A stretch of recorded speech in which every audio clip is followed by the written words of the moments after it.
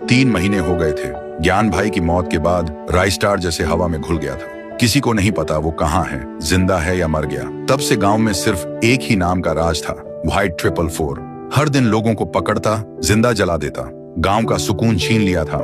आसमान में रोज धुआं होता था और जमीन पे सिर्फ राख। लेकिन एक रात व्हाइट 444 के प्राइवेट गोदाम में एक भयानक धमाका होता है। उसका सबसे महंगा fighter jet, rocket launcher, fighter truck, सब कुछ जलकर राख हो जाता है। व्हाइट 444 भाग कर आता है और जब देखता है पहली बार, उसके चेहरे पर डर होता है। वो चीखता है, किसने किया ये सब? तभी आसमान में एक ड्रोन दिखाई देता है और उसमें चलती है एक ऑडियो रिकॉर्डिंग राइस्टार की आवाज में। मैं वापस आ गया हूँ, तुझसे तेरा हर गुनाह वसूल करने, ज्ञान भाई के लिए और हर उस बेकसूर के लिए जिसे तूने जिंदा जला दिया था। अगली सुबह व्हाइट 444 के 20 से ज्यादा आदमी गायब हो जाते हैं। जहां भी लाश मिलती है वहां लिखा होता है, जस्टिस फॉर ज्ञान भाई। व्हाइट 444 के हाथ कांपने लगते हैं। वो चिल्लाता है, राइस्टार को ढूंढो, मार दो उसे।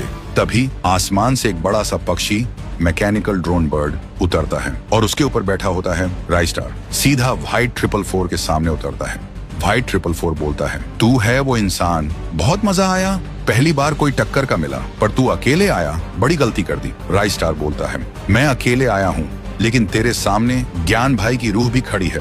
तभी अचानक धुआं उछाता है और शुरू होती है फाइट। राइस्टार एक एक करके व्हाइट 444 के सब आदमियों को खत्म कर देता है। जब धुआं हटता है तो जमीन पर व्हाइट 444 गिरा पड़ा था और उसके साथ सारे आदमी मारे, सब के सब खत्म।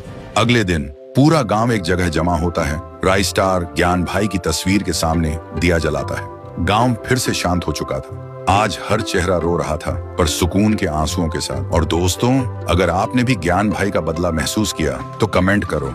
Legend never dies.